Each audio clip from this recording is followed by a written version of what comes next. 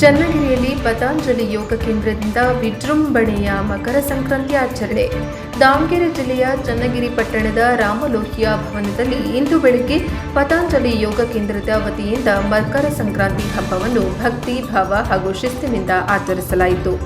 ಕಾರ್ಯಕ್ರಮದಲ್ಲಿ ಮುಖ್ಯ ಉಪನ್ಯಾಸಕರಾಗಿ ಆಗಮಿಸಿದ್ದ ವಿದ್ವಾನ್ ಶ್ರೀ ಬೂದಿ ಸ್ವಾಮಿ ಹಿರೇಮಠ್, ಸಂಸ್ಥಾಪಕ ಅಧ್ಯಕ್ಷರು ಶ್ರೀ ದೈವ ಸಂಸ್ಕೃತಿ ಪ್ರತಿಷ್ಠಾನ ಹೊದಿಕೆರೆ ಅವರು ಮಕರ ಸಂಕ್ರಾಂತಿ ಧಾರ್ಮಿಕ, ವೈಜ್ಞಾನಿಕ ಮತ್ತು ಸಾಮಾಜಿಕ ಮಹತ್ವವನ್ನು ವಿವರವಾಗಿ ತಿಳಿಸಿದರು. ಮಕರ ಸಂಕ್ರಾಂತಿ ದಿನ ಸೂರ್ಯನು ಮಕರ ರಾಶಿಗೆ ಪ್ರವೇಶಿಸಿ ಉತ್ತರಾಯಣ ಆರಂಭವಾಗುತ್ತದೆ. ಈ ದಿನ ಶಾಸ್ತ್ರೋಕ್ತವಾಗಿ ಮಾಡಿದ ಕರ್ಮಗಳಿಗೆ ಅಕ್ಷಯ ಫಲ ದೊರಕುತ್ತದೆ ಎಂದು ಧರ್ಮಶಾಸ್ತ್ರಗಳು ಹೇಳುತ್ತವೆ ಎಂದು ಅವರು ತಿಳಿಸಿದರು. ಅವರು ಮಕರ ಸಂಕ್ರಾಂತಿ ದಿನ ಪಾಲಿಸಬೇಕಾದ ಪ್ರಮುಖ ಆಚರಣೆಗಳ ಕುರಿತು ವಿವರಿಸುತ್ತಾ, ಅಭ್ಯಂಗ ಸ್ನಾನದಿಂದ ದೇಹ ಮನ ಶುದ್ಧಿಯಾಗುತ್ತದೆ, ಸೂರ್ಯಾರಾಧನೆಯಿಂದ ಆಯಸ್ಸು, ತೇಜಸ್ಸು ಮತ್ತು ಆತ್ಮವಿಶ್ವಾಸ ವೃದ್ಧಿಯಾಗುತ್ತದೆ, ತಿಲದಾನದಿಂದ ಶನಿ ದೋಷ ಶಮನವಾಗಿ ಪಿತೃ ತೃಪ್ತಿ ಲಭಿಸುತ್ತದೆ, ಎಳ್ಳು ಬೆಲ್ಲ ವಿನಿಮಯದಿಂದ ಸಂಬಂಧಗಳಲ್ಲಿ ಸೌಹಾರ್ದತೆ ಬೆಳೆಸುತ್ತದೆ, ಪಿತೃತರ್ಪಣದಿಂದ ಕುಟುಂಬಕ್ಕೆ ಶಾಂತಿ ಹಾಗೂ ವಂಶವೃದ್ಧಿ ದೊರಕುತ್ತದೆ ಎಂದು ಹೇಳಿದರು. ಇದೇ ಸಂದರ್ಭದಲ್ಲಿ ದೇವರ ಪೂಜೆ, ಹೊಸ ಬೆಳೆ ಅರ್ಪಣೆ, ಅನ್ನದಾನ ಹಾಗೂ ಗೋ ಸೇವೆಯ ಮಹತ್ವವನ್ನು ವಿವರಿಸಿದರು. ಮಕರ ಸಂಕ್ರಾಂತಿ ದಿನ ಮಾಡಿದ ಪುಣ್ಯ ಕರ್ಮಗಳು 1000 ಪಟ್ಟು ಫಲ ನೀಡುತ್ತವೆ ಎಂಬ ಶಾಸ್ತ್ರಸಾರವನ್ನು ಸ್ಮರಿಸಿದರು. ಕಾರ್ಯಕ್ರಮದ ಅಧ್ಯಕ್ಷತೆಯನ್ನು ಚನ್ನಗಿರಿ ಪತಂಜಲಿ ಯೋಗ ಕೇಂದ್ರದ ಅಧ್ಯಕ್ಷ ವಸಂತ್ ಕುಮಾರ್ ಗುರೂಜಿ ವಹಿಸಿದ್ದರು. ಯೋಗ ಶಿಕ್ಷಕರಾದ ಈಶ್ವರ್ ನಾಯ್ಕ್, ವಕೀಲರಾದ ರಾಜಪ್ಪ, ಸುನಿಲ್ ಕುಮಾರ್, ಸುಜಾತ, ಚನ್ನಬಸಪ್ಪ, ಉಮಾ ರತ್ನಮ್ಮ, ವಿಶ್ವನಾಥ್ ಸೇರಿದಂತೆ ಅನೇಕ ಗಣ್ಯರು, ಮಹಿಳೆಯರು ಹಾಗೂ ಮಕ್ಕಳು ಕಾರ್ಯಕ್ರಮದಲ್ಲಿ ಭಾಗವಹಿಸಿದ್ದರು. ಪೂರ್ಣ ಕಾರ್ಯಕ್ರಮವು ಧಾರ್ಮಿಕ ವಾತಾವರಣ, ಯೋಗ ಸಂಸ್ಕೃತಿ ಸಂದೇಶ ಮತ್ತು ಸಾಮಾಜಿಕ ಸೌಹಾರ್ದತೆಯೊಂದಿಗೆ ಅತ್ಯಂತ ಶಿಸ್ತುಬದ್ಧವಾಗಿ ಹಾಗೂ ಯಶಸ್ವಿಯಾಗಿ ನಡೆಯಿತು. ವರದಿ Devaraj K, Nallihankalu, Davanagere, NKS TV4. ವಾಹನ ತೆಗೆದುಕೊಳ್ಳೋದು ಅಥವಾ ಈ ಹಬ್ಬವನ್ನು ಮಾಡಬೇಕಂತ ಅನ್ಕೊಂಡಿದ್ದೀವಿ, ಮಕರ ಸಂಕ್ರಾಂತಿ ಹಬ್ಬವನ್ನು ಮಾಡಬೇಕಂತ ಅನ್ಕೊಂಡಿದ್ದೀವಿ. ಹಾಗಿದ್ರೆ ಏನು ಮಾಡ್ಬೇಕು? ನಾವು ಪ್ರಯತ್ನ ಮಾಡಬೇಕಲ್ವಾ? ಬೇಗ ಬರಬೇಕು, ನಾವು ಕ್ರಿಯೆ ಮಾಡಬೇಕು. ಏನು ಮಾಡಬೇಕು? ಕೆಲಸ ಆಗಬೇಕು. ಇಚ್ಛೆ ಬಂದ ಮೇಲೆ, ಮಕರ ಸಂಕ್ರಾಂತಿ ಹಬ್ಬ ಮಾಡಬೇಕಂತ ಇಚ್ಛೆ ಬಂದ ಮೇಲೆ ನಮ್ಮಲ್ಲಿ ಕ್ರಿಯೆ ಪ್ರಾರಂಭ ಆಗುತ್ತೆ ಅಲ್ವಾ? ಕ್ರಿಯೆ ಅಂದ್ರೆ ಕೆಲಸ ಪ್ರಾರಂಭ ಆಗುತ್ತೆ. ಹಾಗಿದ್ರೆ ಕೆಲಸ ಪ್ರಾರಂಭ ಆಗಲು ಇದರಿಂದ ಏನು ಸಿಗ್ತದೆ? ನಮಗೆಲ್ಲ ಇಷ್ಟೆಲ್ಲ ಟೋಟಲ್ ಮೇಲೆ ಏನು ಸಿಗುತ್ತೆ? ಜ್ಞಾನ ಸಿಗುತ್ತೆ, ವಿದ್ಯೆ ಬೇಕು. ಹಾಗಾಗಿ ಇಚ್ಛಾಶಕ್ತಿ, ಕ್ರಿಯಾಶಕ್ತಿ, ಜ್ಞಾನಶಕ್ತಿ ಅಂತ ಕರೀತಾರೆ. ಇದೆಲ್ಲವೂ ಕೂಡ ಸೃಷ್ಟಿಕರ್ತರಾಗಿರ್ತಕ್ಕಂಥ ಮಾತೆಯ ಮೂಲ ಕಾರಣ ಅಂತ ಕರೀತಾರೆ. ಎಲ್ಲವೂ ಕೂಡ ಭಗವಂತನಿಂದಲೇ ಸೃಷ್ಟಿಯಾಗಿದೆ.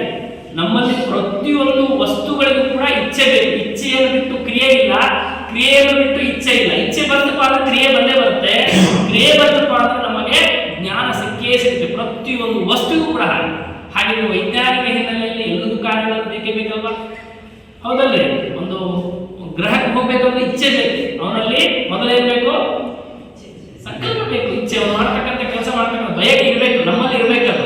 ನಾವು ಬೆಳಗ್ಗೆ 5:40ಕ್ಕೆ ಯೋಗ ಪ್ರಾರಂಭ ಮಾಡ್ತಾನೋ ಬಯಕೆ ಯಾರು ಮಾಡಿದ್ರೆ ನಾವು ಇಲ್ಲ ಮಾಡಿಲ್ಲ ನಾವು. ಹಾಗಾಗಿ ಬರ್ತಕ್ಕಾಗ್ತಾ ಇಲ್ಲ, 5:40ಕ್ಕೆ ಯಾರು ಬರೋಕ್ಕಾಗ್ತಾ ಇಲ್ಲ. ಇಚ್ಛೆ ಮಾಡಿದಾಗ ಏನಾಗುತ್ತಪ್ಪ ಅಂತ ಕ್ರಿಯೆ ಪ್ರಾರಂಭ ಆಗುತ್ತೆ. ಅದರಿಂದ ಏನಾಗುತ್ತೆ? ನಮಗೆ ಜ್ಞಾನ ಸಿಗ್ತಾ ಹೋಗುತ್ತೆ. ಹಾಗಾಗಿ ಇಚ್ಛಾಶಕ್ತಿ, ಕ್ರಿಯಾಶಕ್ತಿ, ಜ್ಞಾನಶಕ್ತಿ ನಮ್ಮ ಧರ್ಮ ಸಂಪ್ರದಾಯ ಹಿಂದೂ ಕೂಡ ಪೌರಾಣಿಕವಾಗಿ ಹಿಂದಿರುವುದು, ವೈಜ್ಞಾನಿಕವಾಗಿ ಪ್ರಸ್ತುತವಾಗಿ ಪ್ರಚಲಿತವಾಗಿ ಇದೆ. ಹಾಗಾಗಿ ಭೀಷ್ಮರ ಕಾಲ ಅಂತ ಕರೆದರು. ಎಂಥ ಕಾಲ ಅಂತ ಕರೆದರು? ಭೀಷ್ಮರ ಕಾಲ, ಪರ್ವಕಾಲ. ಉತ್ತರಾಯಣ ಪರ್ವಕಾಲ ಅಂತ. ದಕ್ಷಿಣಾಯಣ ಅಂದರೆ ರಾತ್ರಿ, ಉತ್ತರಾಯಣ ಅಂದರೆ ಹಗಲು ಅಂತ. ಯಾರಿಗೆ? ದೇವತೆ. ದಕ್ಷಿಣಾಯಣ ಅಂತಂದ್ರೆ ಜೂನ್ 14ರಿಂದ ಜನವರಿ 14ರವರೆಗೆ ಬರಬೇಕಂದ್ರೆ ದಕ್ಷಿಣಾಯಣ. ಈ ಸಂದರ್ಭದಲ್ಲಿ ದೇವತೆಗಳು ಮಲಗಿರ್ತಾರೆ, ನಿದ್ರಾಸ್ತರಾಗಿರ್ತಾರೆ. ಈ ಜನವರಿ ಬಂತಪ್ಪ ಅಂತ, ಜನವರಿ 14 ಬಂತು ಅಂದ್ರೆ ಇಲ್ಲಿಂದ ಅವರಿಗೆ ಹಗಲಿನ ಕಾಲ ಅಂತ, ದೇವತೆಗಳ ಹಗಲಿನ ಕಾಲ. ಹಾಗಾಗಿ ಈ ಸಂದರ್ಭದಲ್ಲಿ ಶುಭ ಕಾರ್ಯಗಳು ಪ್ರಾರಂಭ ಆಯಿತು. ಇದೇನೋ ಪ್ರಾರಂಭ ಆಯಿತು, ಮುಗಿತಪ್ಪ ಅನ್ನೋ ಹಾಗಿಲ್ಲ.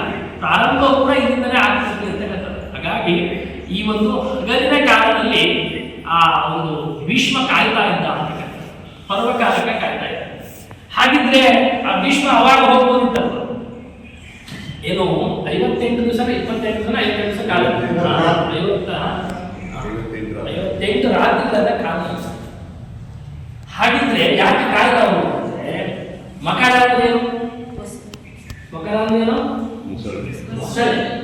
ಮೊಸಳೆ ಒಂದು ಅದಕ್ಕೆ ಒಂದು ಮಾಂಸಾಹಾರಿ, ಏನೋ ದೇಶದೆಲ್ಲರೂ ತಿಂದು ಬರಬೇಕು. ಒಂದು ನಮ್ಮ ಪ್ರಕಾರ ಒಂದು ಅದೇನು ಅಂದ್ರೆ ಮೊಸಳೆ ಅಂತ ಕೆಲಸ ಮಾಡೋದು. ಅದು ಯಾಕೆ ಹೆಸರಿಟ್ಟು ಮಕರ ಅಂತ ಹೇಳಿ? ಮಕರ ಅಂದ್ರೆ ಏನು ಗೊತ್ತಂದ್ರೆ ಕಾಯುವುದು ಅಂತ. ಏನು ಕಾಯುವುದು? ಅದು ಪ್ರತಿನಿತ್ಯ ಹೊಸ ಊಟಕ್ಕಾಗಿ ಕಾಯ್ತದೆ, ಹೊಸ ಆಹಾರ.